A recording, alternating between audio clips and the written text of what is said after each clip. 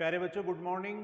अपन BSc final के algebra अपन पढ़ रहे थे और अलजेब्रा में अपन बात कर चुके थे, ग्रुप के बारे में अपन बात कर चुके थे। कल अपन पढ़ रहे थे होमोमॉर्फिज्म के बारे में। आज अपन एक वेरी इंटरेस्टिंग टॉपिक समाकारिता की अष्टी की बात करेंगे।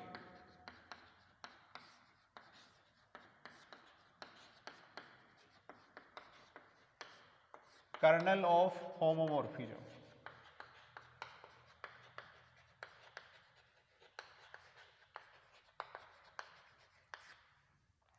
कल अपन बात कर चुके हैं कि समाकारिता क्या होती है। एक बार मैं दोबारा रिपीट कर देता हूं। जी स्टार और जी डेस स्टार डेस दो ग्रुप हैं।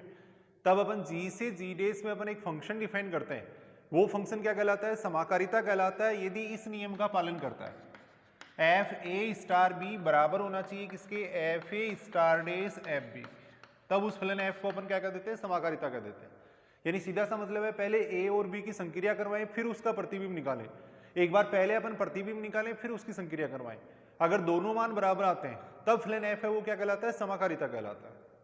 आज अपन उससे नेक्स्ट पढ़ रहे हैं समाकारिता की अष्टी। वेरी इंपॉर्टेंट टॉपिक है कंपिटिटिव एग्जाम के लिए भी और ये जो अपनी यूनिवर्सिटी की एग्जाम है इसके लिए भी। कंपिटिटिव एग्जाम में सेकंड ग्रेड है, फर्स्ट ग्रेड है, उसमें इस पे आधारित कम से कम एक क्वेश्चन पूछा जाता है। तो सबसे पहले अपन बात करें इसकी डेफिनेशन की।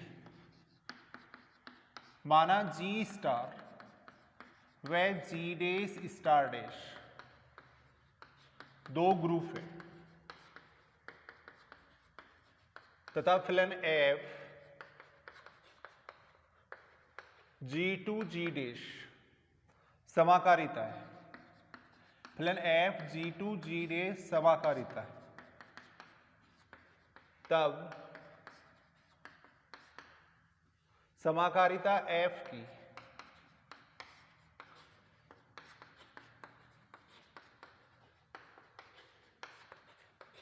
अष्टी को कर्नल ऑफ एफ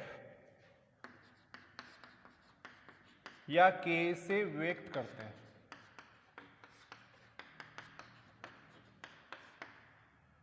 तथा कर्नल ऑफ एफ बराबर होता है एक्स बिलोंग्स टू जी, ताकि एफ एक्स बराबर ई डैश, जहां ई डैश क्या होता है? जी डैश का तत्समक अवयव होता है।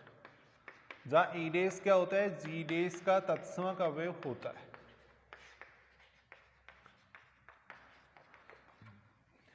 एक बार दोबारा अपन बात कर रहे हैं, जी स्टार और जी डैश स्टार डैश दो ग्रुप है। तब अपन जी से जी डैश में अपन एक फलन डिफाइन कर रहे हैं। वो फलन क्या है? समाकारिता।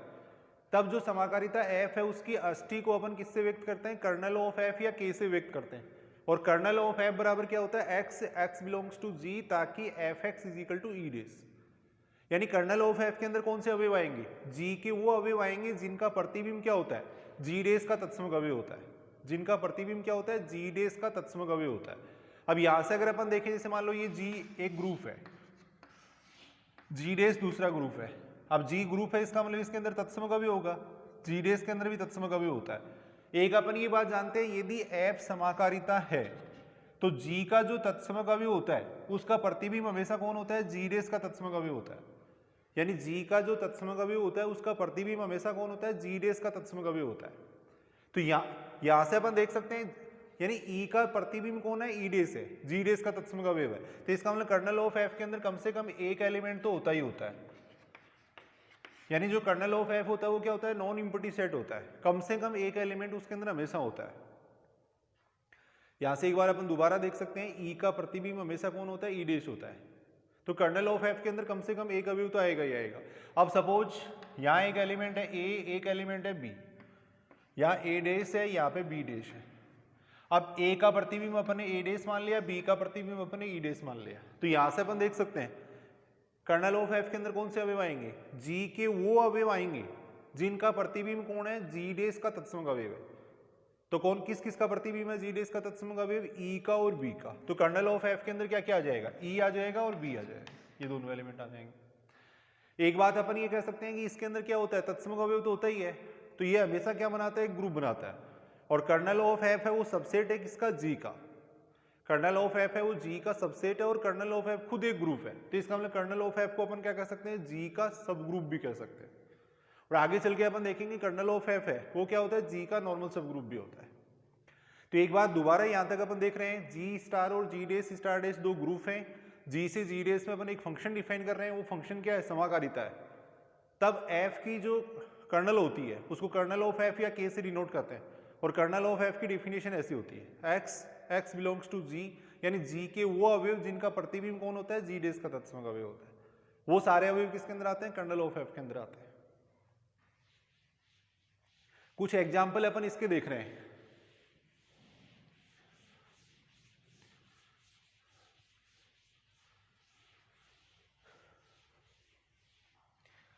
एग्जाम्पल अपन देख रहे हैं आर नोट से, आर नोट में अपन एक फंक्शन डिफाइन कर रहे हैं ताकि एफ एक्स बराबर है एक्स स्क्वायर। तब अपने को कर्नल ऑफ एफ निकाल के बताना है, कर्नल ऑफ एफ निकाल के बताना है।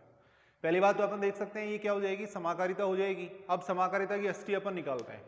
तो अभी अपने बात की थी डेफिनेशन क्या होती है, कर्नल ऑफ एफ बराबर होता है X, X belongs to G, ताकि एफ एक्स बराबर होता है किसके, ई डेस के। कर्नल ऑफ एफ बराबर होता है X, X belongs to G, ताकि एफ एक्स बराबर होता है ई डेस। अब इसको सोल्व कर रहे हैं, देखो x, X belongs to G, G का मतलब क्या हो गया, आर नोट।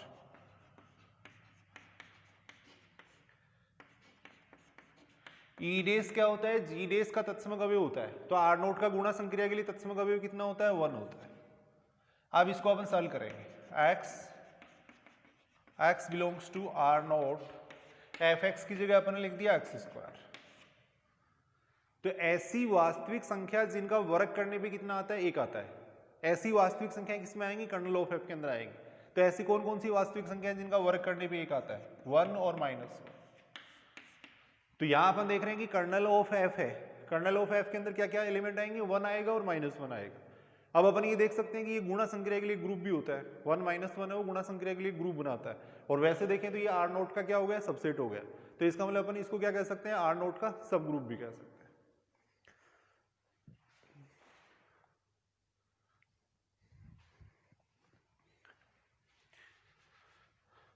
और एग्जाम्पल अगर अपन देखना चाहें, यहाँ पे अपन ने ले लिया सी नोट ले लिया, सपोज यहां ले लिया एफ एक्स बराबर एक्स की पावर 4 ले लिया। तब अपने को कर्नल ऑफ एफ पूछा गया है, ठीक है। अदर एग्जाम्पल अपन देख रहे हैं सी नोट से, सी नोट में अपन एक फंक्शन डिफाइन कर रहे हैं ताकि F X is equal to X की पावर 4, यहाँ जेड कर सकते हो। तब अपने को चेक करना है कि कर्नल ऑफ एफ क्या आएगा। तो कर्नल ऑफ एफ की डेफिनेशन होती है X, X belongs to G, ताकि F X is equal to E dash. इसको सॉल्व कर रहे हैं, Z, Z belongs to C naught, ताकि F Z is equal to E dash, वही 1 हो जाएगा, 1 हो जाएगा।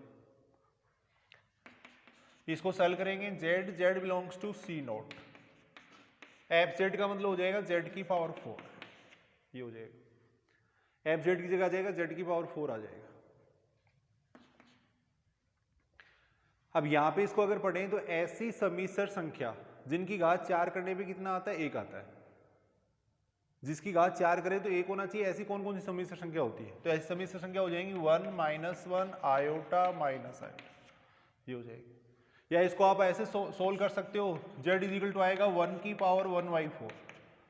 तो इसको अपन क्या करेंगे, पोलर फॉर्म में चेंज करेंगे, फिर द्विमात्र प्रमेय की सहायता से इसके अपन रूट निकाल सकते हैं। तो इसके रूट निकालेंगे, वो क्या आएंगे, इसकी वैल्यू आएगी। बाकी सीधा सीधा यहाँ अपन देख सकते हैं, इसके अंदर आएगा 1 -1 आयोटा और माइनस आयोटा। और अपन ये बात जानते हैं, ये गुणा संक्रिया के लिए क्या होता है, ग्रुप होता है। तो इसका मतलब कर्नल ऑफ एफ फिर क्या हो जाएगा, सी नोट का सब ग्रुप हो जाएगा। और एग्जाम्पल अपन देख सकते हैं,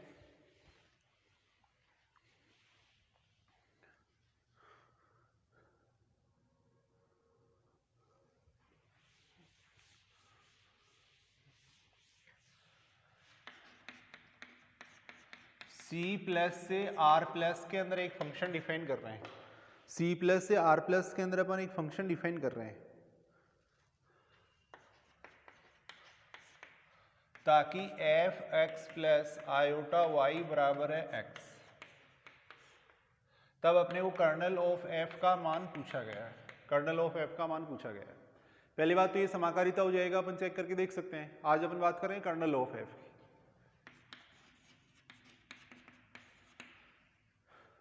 डेफिनेशन क्या होती है, अभी अपन बात कर रहे थे कर्नल ऑफ एफ बराबर होता है X, X belongs to G, ताकि एफ एक्स बराबर होता है कितना, ई डेस, एफ एक्स बराबर होता है ई डेस होता है।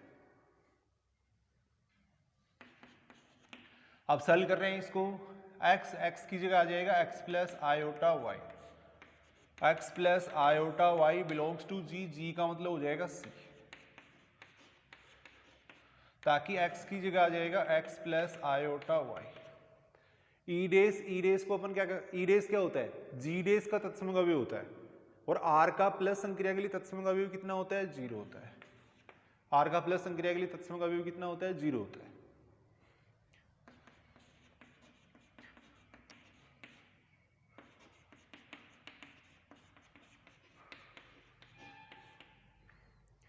F X plus iota Y, F X plus iota Y को यहां से क्या लिखा जा सकता है, F X plus iota Y को अपन लिख सकते हैं एक्स लिख सकते हैं, तो एक्स इज इक्वल टू 0 आएगा। एक बार दोबारा अपन समझ रहे हैं, देखो सी प्लस से आर प्लस में एक फंक्शन डिफाइन कर रखा है, उस फंक्शन को इस तरीके से डिफाइन कर रखा है, यानी प्रत्येक सम्मिश्र संख्या का प्रतिबिंब किस पे जाता है, वास्तविक भाग पे जाता है।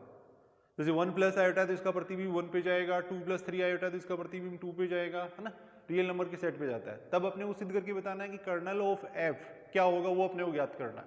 तो सबसे पहले अपन बात कर रहे हैं कर्नल ऑफ एफ की जो बेसिक डेफिनेशन होती है उसकी अपन बात कर रहे हैं।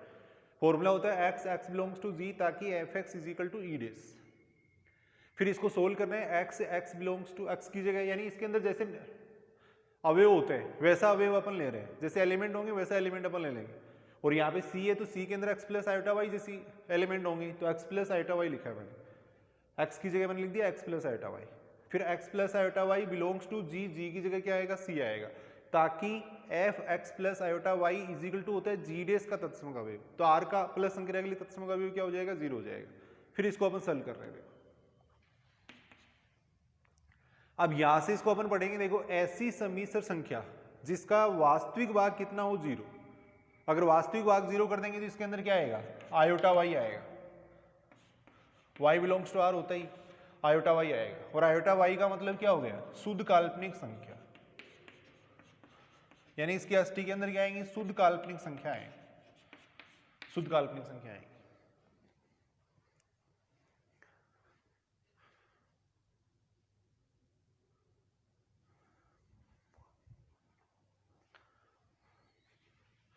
और एग्जाम्पल अपन देख सकते हैं,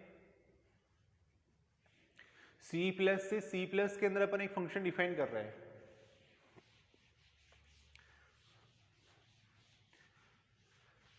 सी प्लस से सी प्लस में अपन एक फंक्शन डिफाइन कर रहे हैं, ताकि F X plus iota Y बराबर है आयोटा वाई। तब अपने को निकाल के बताना है, कर्नल ऑफ एफ निकाल के बताना है। तो सबसे पहले अपन कर्नल ऑफ एफ की डेफिनेशन पढ़ेंगे। कर्नल ऑफ एफ की परिभाषा क्या होती है, X X belongs to G, ताकि एफ एक्स बराबर होता है E dash, X X belongs to G ताकि F X is equal to होता है ई डेस होता है। यानी कर्नल ऑफ एफ के अंदर जी के वो अवयव आते हैं जिनका प्रतिबिंब कौन होता है, जी डेस का तत्सम अवयव होता है। अब इसको अपन सॉल्व कर रहे हैं, यहाँ पे जी अपने को क्या दे रखा है, सी दे रखा है, और सी के अंदर किस टाइप के अवयव होते हैं, एक्स प्लस आयोटा वाई जैसे अवयव होता है। तो यहाँ मैं लिख रहा हूँ एक्स प्लस आयोटा वाई लिख रहा हूँ, यहाँ आ जाएगा X plus iota Y belongs to G, G की जगह आएगा सी, ताकि F X plus iota Y बराबर ई डेस, ई डेस का मतलब सी का प्लस संक्रिया के लिए तत्सम अवयव, ई डेस क्या होता है, जी डेस का तत्सम अवयव होता है, और यहाँ पे जी डेस क्या है, सी है, तो सी का प्लस संक्रिया के लिए तत्सम अवयव कितना हो जाएगा, 0, 0 हो जाएगा। अब इसको सॉल्व कर रहे हैं,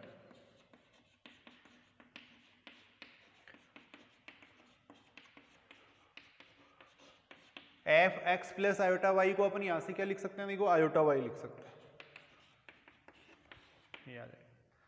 तो ऐसी सम्मिश्र संख्या जिसका काल्पनिक भाग कितना होता है, 0, ऐसी सम्मिश्र संख्या जिसका काल्पनिक भाग क्या होता है, 0 होता है, तो ऐसी सम्मिश्र संख्या क्या हो जाएगी, x हो जाएगी। ऐसी सम्मिश्र संख्या जिसका काल्पनिक भाग 0, तो काल्पनिक भाग 0 अगर कर देंगे तो क्या बचेगा, x बचेगा, और x का मतलब क्या हो गया, शुद्ध वास्तविक संख्या है, r भी इसको अपन कह सकते हैं, रियल नंबर का सेट भी कह सकते हैं।